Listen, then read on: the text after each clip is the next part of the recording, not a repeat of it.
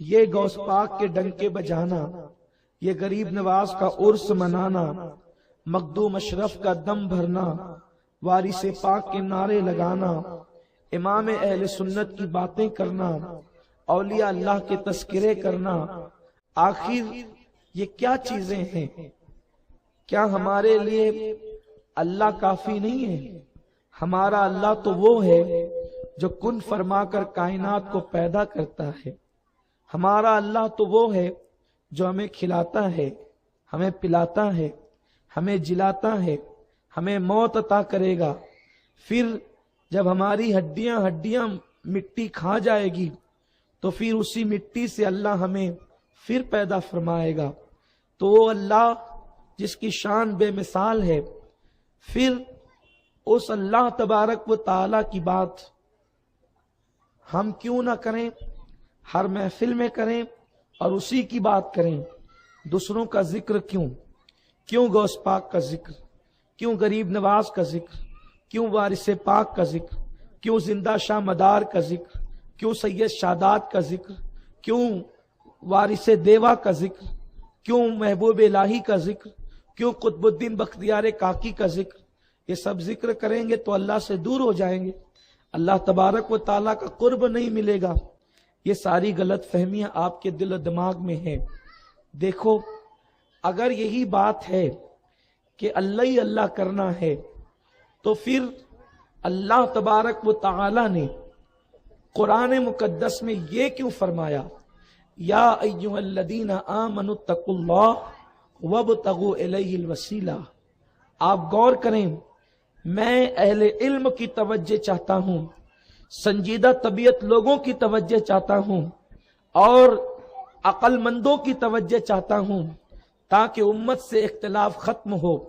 اس وقت پوری دنیا کے اندر امت ایک دوسرے کے ساتھ دست بگریباں ہیں۔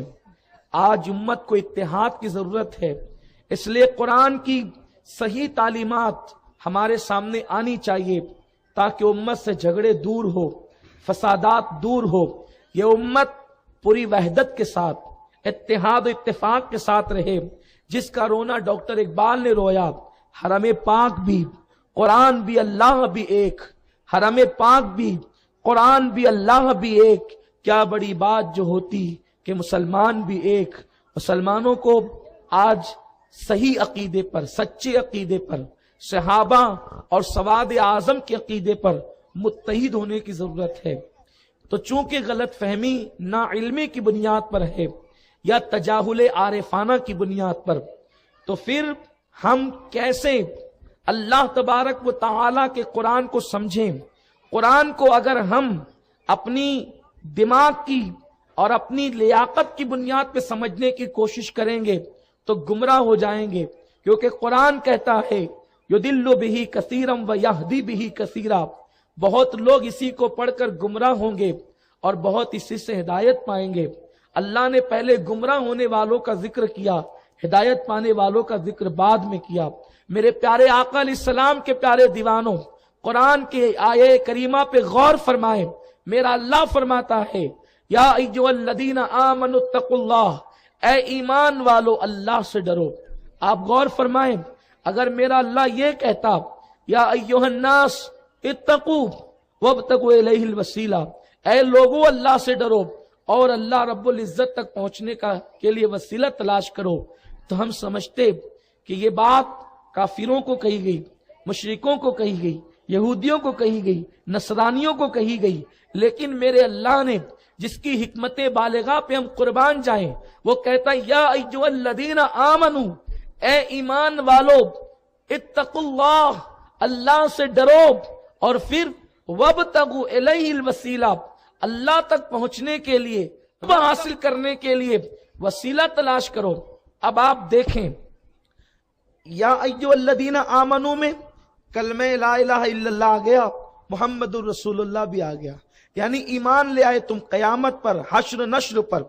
اتقوا اللہ میں اس کا معنی ہوتا ہے تقوی کے، ایمان والو اللہ سے ڈرو اور تقوی اختیار کرو۔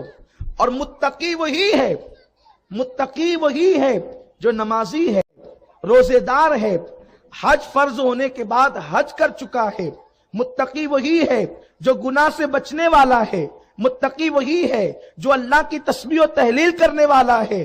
اللہ میرے بات سمجھ میں نہیں آتی کہ آخر ایمان بھی ہے، پھر تقویٰ بھی ہے، پرہیزگاری کا مطالبہ بھی ہے، تو جب ایمان مل گیا اور پرہیزگاری مل گئی تو کیا یہ تجھ تک پہنچنے کے لیے کافی نہیں ہے؟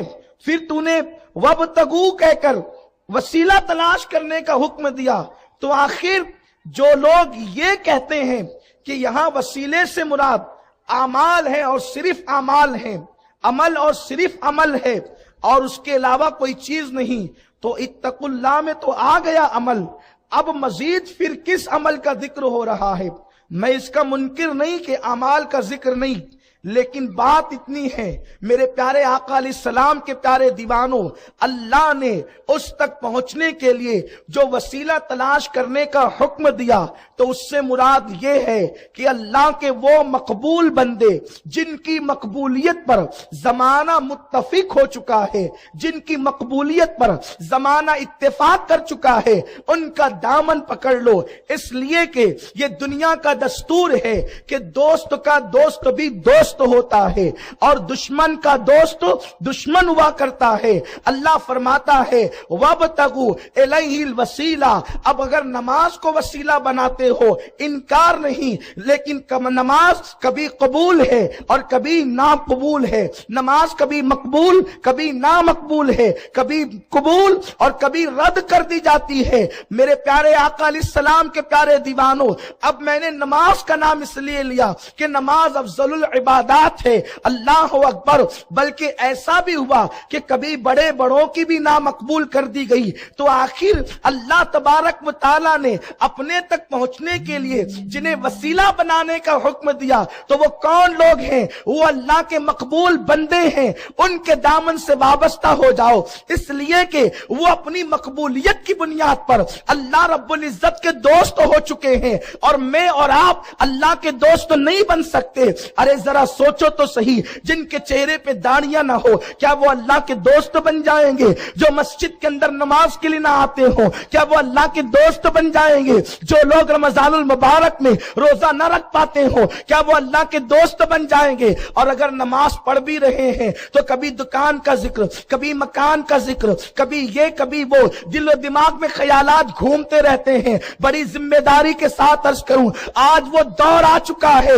کہ مصلی کے امام سے لے کر کے مقتدی تک کے نماز کے اندر کون کہاں رہتا ہے آپ اپنی حالت جانتے، میں اپنی بات کر رہا ہوں، اس لیے کہ کبھی کبھی میں بھی مصلی پر ہوتا ہوں۔ یارو اپنا حال کیا پتا ہے؟ اگر کوئی یہ کہتا نہیں میں تو صرف اللہ کی یاد میں گم ہوتا ہوں تو میں کہتا ہوں کہ پھر اللہ تیری نیت جانے اور تو جانے، لیکن حقیقت یہ ہے کہ اللہ اکبر، دل و دماغ میں خیالات آتے ہیں، کبھی نماز کے اندر کوئی خیال، کبھی کوئی خیال، کبھی کوئی خیال، اور خیال پر انسان کا کنٹرول نہیں ہے۔ تو پھر آپ مجھے بتائیں، جس نماز میں دکان اور مکان ہو، جس نماز میں بیوی اور بچے ہو، جس نماز میں پوتا پوتی ہو، جس نماز میں بھوک اور پیاس ہو، آپ بتائیں کیا وہ نماز بھی خدا کا قرب عطا کر سکتی ہے؟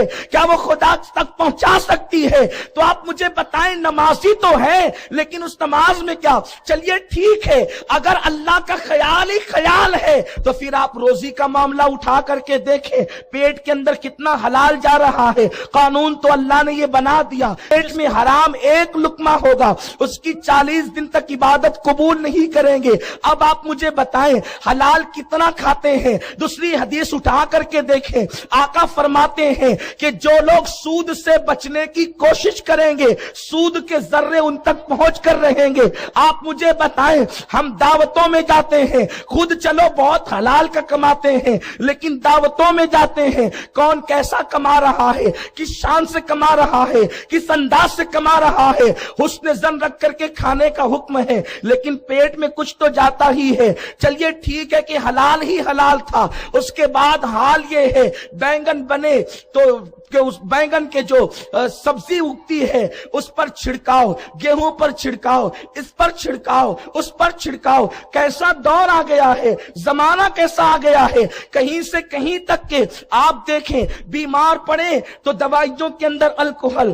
انسان آج کون الکوہل والی دوا نہیں کھاتا؟ آپ مجھے بتائیں کہ جس کے پیٹ کے اندر ڈائریکٹ یا انڈائریکٹ کسی طرح شراب جا رہی ہو. ابھی میں حلال و حرام کی تحقیق نہیں پیش کر رہا ہوں، لیکن بات اتنی ہے اللہ تک پہنچو گے کیسے؟ جس نماز کے اندر حلال نہیں وہ نماز اللہ تک پہنچا نہیں سکتی. جس روزے کے اندر لعلکم تتقون کا جلوہ نہیں وہ روزہ اللہ تک پہنچا نہیں سکتا. جس حج کے اندر تقوی نہیں وہ حج اللہ تک پہنچا نہیں سکتا. جس زکات میں رضا الہی نہیں وہ زکات اللہ تک پہنچا نہیں سکتی. تو آج کے دور میں اللہ تک پہنچنا بڑا مشکل ہو گیا. اسی لیے مولانا کہہ رہے تھے دور اتنا ہے کہ پا نہیں سکتے، قریب اتنا ہے نحن اقرب الیہ من حبل الورید، وہ ہماری جانوں سے زیادہ قریب. اللہ تیرے قریب پہنچوں تو کیسے؟ تیرے دامن کرم تک پہنچوں تو کیسے؟ اس لیے کہ بچنا چاہتا ہوں، بچ نہیں پاتا. چلیے حلال بھی کھا لیا، حلال بھی کما لیا، نمازیں بھی پڑھ لی، رات پر عبادتیں بھی کر لی، تہجد بھی پڑھ لیا، لیکن اندر کا جو نفس ہے کہتا ہے میں فلاں سے افضل اس لیے کہ تہجد گزار. یہ تو سب سے بڑا خطرناک شیطان، اس لیے کہ نفس بدکار نے دل پر یہ قیامت توڑی، عمل نیک کیا بھی تو چھپانے نہ دیا. اب بتائیں نا کہ اللہ تک پہنچے تو کیسے پہنچے؟ اللہ اکبر. تو اس کا بہترین ذریعہ میرے اللہ کے علم میں یہ بات ہے، میرا بندہ عبادت کے ذریعے سے، ہر بندہ سب کی بات نہیں کرتا، ہر بندہ اللہ تک پہنچ نہیں سکتا. کچھ کم ہمت ہوں گے جو نفس کے بہکاوے میں آ کر عبادت پہ مغرور ہوں گے، کچھ کم ہمت ہوں گے حرام میں مبتلا ہو جائیں گے، کچھ کم ہمت ہوں گے رستے میں بہک جائیں گے، شیطان کے مکر کا شکار ہو جائیں گے. لیکن اللہ چاہتا ہے کہ میں دوست سب کو بناؤں، کیونکہ اس کے کرم کی شان نرالی ہے. تو نوازنے پہ آئے تو نواز دے زمانے، یہ اس کی شان ہے. دوست بنانا چاہتا ہے سب کو، لیکن اس قابل نہیں ہے بندے کہ اس کے دوست بن سکے. تو کہا میرے دریائے کرم سے کوئی خالی جاتا نہیں. تم ہی نے قانون بنایا ہے نا کہ اگر کسی بڑے کا دوست بننا ہے، اپنے اندر لیاقت نہیں، اپنے اندر طاقت نہیں، اپنے اندر قوت نہیں، اگر وزیر اعظم کا دوست کوئی فلاں ایم پی بن گیا ہے تو مجھے وزیر اعظم تک پہنچنے کے لیے بہت پاپڑ نہیں بیلنا، ایم پی سے رابطہ کر لوں، اس کے ہاتھ میں ہاتھ چلا گیا تو وزیر اعظم تک رسائی ہو جائے گی. بلا تشبیہ بلا تمثیل خدا کے ولی ہم بن نہیں سکتے، کیونکہ ظرف اتنا مضبوط نہیں. وہ چاہے تو بات الگ ہے، لیکن اپنے اندر اتنی طاقت نہیں. تو دوست کا دوست بھی دوست ہوتا ہے تو ان کا دامن پکڑ لو جو اللہ تک پہنچ گئے ہیں. ابھی تم ان کے دوست بنے، اللہ پکار اٹھا تو میرا دوست کا دوست بن گیا. اب تیرا عمل نہ دیکھوں گا، عبد القادر کا یار بنا ہے تو تمہارا بھی یار. اللہ، نعرہ تکبیر، نعرہ رسالت، جشن غوث الورا، سنی دعوت اسلامی، نعرہ رسالت. سبحان اللہ، سبحان وہ اللہ. اللہ ہو کر کہتا ہے وَابْتَغُوا إِلَيْهِ الْوَسِيلَةَ. ایک بات ذہن میں آتی ہے کہ یہ کام تو کفار مکہ بھی کر رہے تھے. کہتے تھے لات ہمارا وسیلہ، حبل ہمارا وسیلہ، عزا ہمارا وسیلہ. پھر آپ کہتے غوث پاک ہمارا وسیلہ. تو تم دونوں میں فرق کیا ہے؟ فرق یہ ہے وہ بتوں کو جو اللہ کے دشمن تھے مقابلے میں مان رہے تھے، ہم مقابلے میں نہیں مانتے. دیکھو توجہ آپ کی، اس کو یوں سمجھو ابا ہے، ابا ہے اور ابا کے سامنے کوئی ابا بن کر کے کھڑا ہے. توجہ، بہت قیمتی بات کہہ رہا ہوں، سمجھنے کی ہے.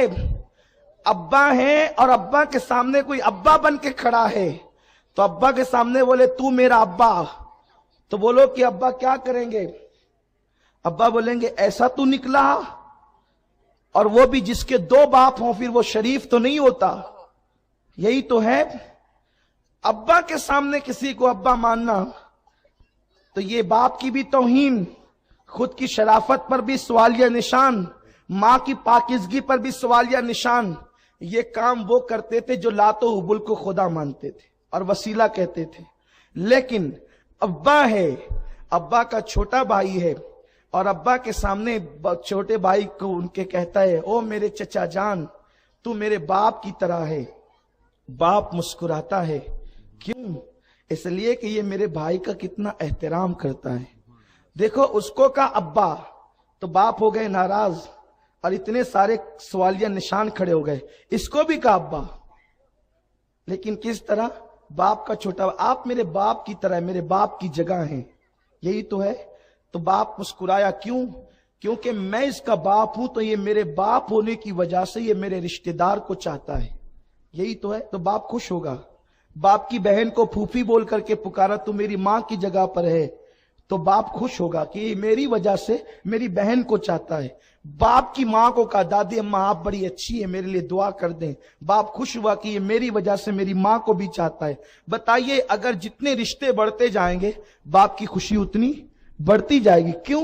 क्योंकि वो बाप के रिश्तेदार हैं। तो जिसके दिल में बाप से जितना प्यार होगा, वो बाप के रिश्तेदारों से उतनी मोहब्बत करेगा। यही तो कानून है, यही तो तरीका है। बिला तशबीह और बिला तमसील। अल्लाह का कोई रिश्तेदार नहीं, लेकिन अल्लाह ने भी कुछ अपने रिश्ते बना रखे हैं।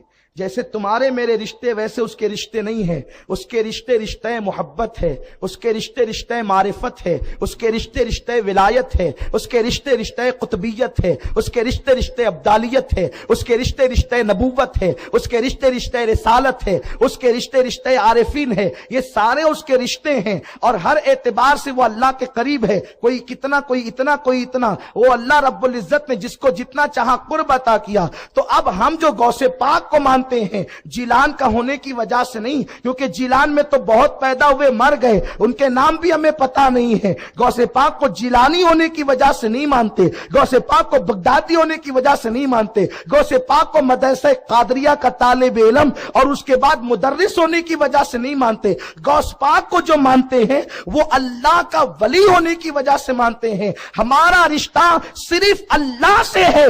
अब अल्लाह का जो रिश्ता जोड़ ले और जो अल्लाह का कुर्ब हासिल कर ले, उससे हम अपने रिश्ते को जोड़ लेंगे, और इसी रिश्ते को जोड़ लोगे तो तुम अल्लाह तक पहुंच जाओगे। इसी को वसीला कहते हैं। और हम अल्लाह के वली को जो है वो माबूद नहीं समझते, खुदा नहीं समझते, खुदा के बराबर नहीं समझते, इब्नुल्लाह अल्लाह का बेटा नहीं समझते, बल्कि हम उन्हें अल्लाह का बंदा समझते हैं और अल्लाह का दोस्त समझते हैं। और अल्लाह ने यही हमें हुक्म दिया, या अय्युहल्लज़ीना आमनु तक़ुल्लाह वकुनू मअस-सादिक़ीन, ऐ ईमान वालों अल्लाह से डरो और सच्चों के साथ हो जाओ। अब देखो, अल्लाह ने वसीला ढूंढने का हुक्म दिया, तो जिसका वसीला जितना मजबूत होगा वो अल्लाह तक उतनी बुलंदियां पाएगा, वो उतना उरूज पाएगा, वो उतना कुर्ब पाएगा। तो हम गौस गौस जो कहते हैं, या गौस जो कहते हैं, तो इन्हें हमने वसीला बनाया। तो ये कितने मजबूत हैं। अब इनकी मजबूती,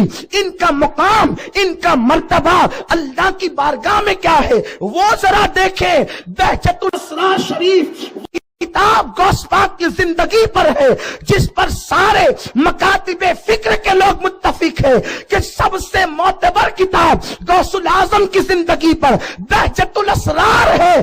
गौस पाक उसमें फरमाते हैं कि जब मैं भूखा होता हूं और भूख की वजह से मेरा नफ्स को कुचल देता हूं, तो मेरा अल्लाह कहता है, अब्दुल कादिर मैं तुझे अपनी कसम देता हूं, तुझे मेरी कसम खा ले। तो अल्लाह अकबर, मेरे गौस की शान अल्लाह की बारगाह में इतनी बुलंद है कि जब वो भूखे हो तो अल्लाह कसमें देकर कहे, अब्दुल कादिर तुझे मेरी कसम खा ले। इसी को हुजूर सैयदी आला हजरत कहते हैं, कसमें दे दे के खिलाता है पिलाता है तुझे, कसमें दे दे के खिलाता है पिलाता है तुझे, प्यारा अल्लाह चाहने वाला तेरा। गौस पाक फरमाते हैं, बहजतुल असरार शरीफ सबसे मुस्तनद तरीन किताब उनकी हयात पर, फरमाते हैं एक दौर वो था, सुने मेरे गौस की शान क्या है। फरमाते हैं एक दौर वो था कि जब मैं काबे का तवाफ करने کے لیے مشتاق رہتا تھا، مجھے شوق تھا کہ موقع ملے تو کعبے کا طواف کروں۔ اب اللہ نے مجھے وہ مرتبے عطا کر دیے ہیں کہ کعبہ خود آ کر کے میرا طواف کرتا ہے۔ اسی کو فرماتے ہیں سارے اقطاب جہاں کرتے ہیں کعبے کا طواف، کعبہ کرتا ہے طواف در والا تیرا۔ نعرہ تکبیر، یہ غوث اعظم کی شان ہے، سبحان اللہ، یہ غوث سبحان پاک اللہ۔ کا مقام ہے۔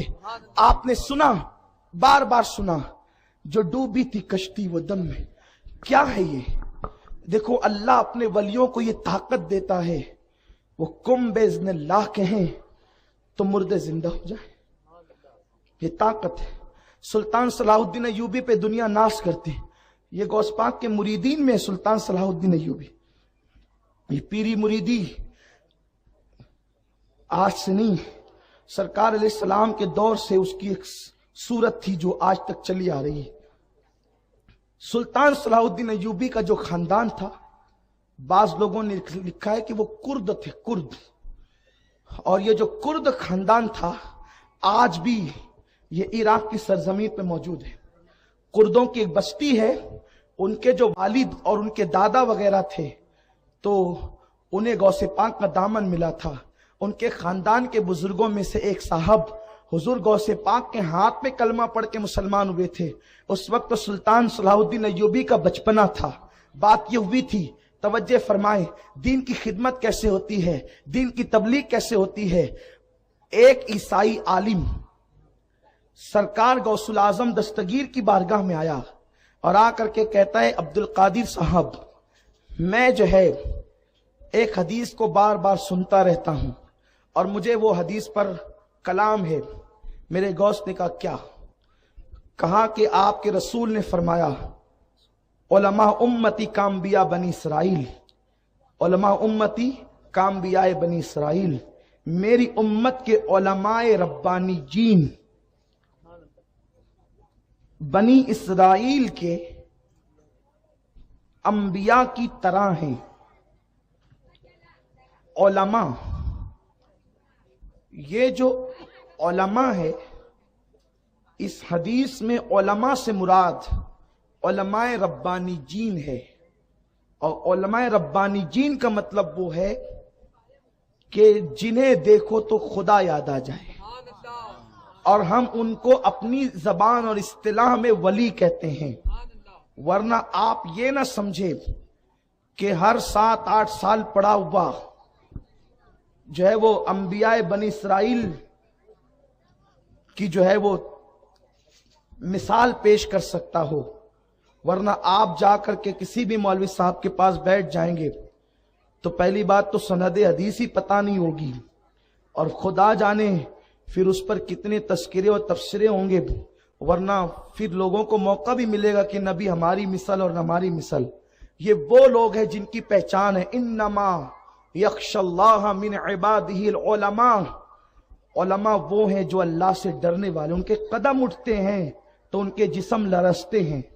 کل ملا کر کے یہ میں اس پہ بہت تفسیرہ نہیں کرتا، اس پر جو دلیلیں ہیں مولانا پیش کر دیں گے، آپ کے درمیان رہتے ہیں ہمارے مولانا غفران صاحب حدیثیں، اور یہ جو میں بات پیش کروں اپنی طرف سے نہیں، اس کو لکھا ہے حجت الاسلام امام محمد غزالی رحمت اللہ علیہ نے کہ علماء سے مراد کون لوگ ہیں، یہ وہی لوگ ہیں، اور انہی کے لیے ہے نا جس نے ان سے مصافحہ کیا، اس نے گویا رسول اللہ سے مصافحہ، یہ وہ لوگ ہیں، ہم لوگ نہیں ہیں۔ جو علماء کی بات کی جاتی ہے، ہم لوگ ان کی جوتیوں کی خاک نہیں ہیں، ان کے ناقل ہیں۔ ورنہ آپ سوچیں گے کہ جس کے آگے مولانا کا ٹائٹل لگ گیا اب وہ یہ سب کام کرے گا، نہیں، وہ لوگ ہیں، بلکہ وہ تو مولانا کہلاتے بھی نہیں ہیں اور ہوتے ہیں مولانا۔ قربان ان کی شان کیا ہوتی ہے، اللہ اکبر، وہ ہے جن کے رتبے ہیں سوا ان کو۔ تو ایک عیسائی آیا اور کہتا ہے عبد القادر جیلانی صاحب یہ بتائیں کہ آپ کے رسول نے کہا کہ میری امت کے علماء بنی اسرائیل کے انبیاء کی طرح ہیں، تو تمہارا کون سا عالم ہے؟ کیونکہ میں عیسیٰ علیہ السلام کا ماننے والا ہوں اور عیسیٰ علیہ السلام مردوں کو زندہ کرتے تھے، تو تمہاری جماعت میں کون سا عالم ہے جو مردوں کو زندہ کر سکتا ہے؟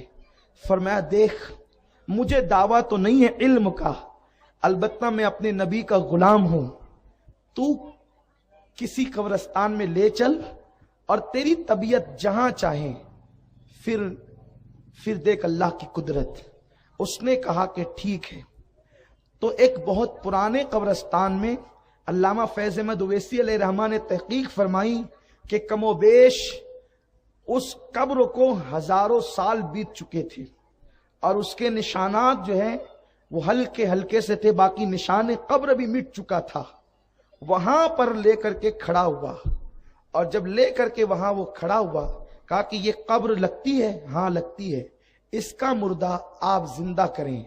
غوث پاک نے فرمایا عیسیٰ علیہ السلام کیا کہہ کے مردہ زندہ کرتے تھے؟ تجھے کچھ علم تو ہے؟ اس نے کہا ہمارے عیسیٰ کہتے تھے قم باذن اللہ، قم کھڑا ہو جا، باذن اللہ اللہ کے حکم سے۔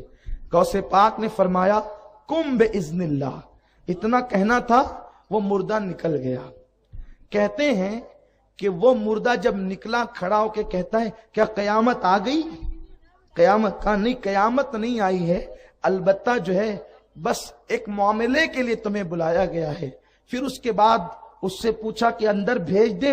دیکھو بلانا تو ٹھیک ہے، لیکن یہ میرے غوث کی شان ہے، کم کہہ کر بلاتے بھی ہیں اور پھر اس کے بعد تم کہہ کر بھیج بھی دیتے ہیں، یہ میرے غوث کی شان ہے۔ بھیج دیا تو اس مجلس میں اس منظر کو دیکھ کر 500 لوگ مسلمان ہوئے تھے عیسائیوں میں سے، اور کرد لوگ بھی مسلمان ہوئے تھے، انہی میں صلاح الدین کے خاندان کے جو ہے وہ اجداد بھی تھے۔ اب اسی خاندان نے غوث پاک کے ہاتھ پر بیعت کی، اور اسی خاندان کے اندر صلاح الدین پیدا ہوئے، اور بچپنے میں میرے غوث نے ان کے سر پہ ہاتھ رکھ کر کے دعا دی تھی۔ اس طریقے سے فرمایا تھا کہ اس بچے کا نام قیامت تک روشن اور زندہ رہے گا۔ آج دیکھیں صلاح الدین کا نام سب لیتے ہیں، لیکن صلاح الدین ہے کون؟ یہ غوث الاعظم کے غلام کا نام ہے، یہ میرے غوث کی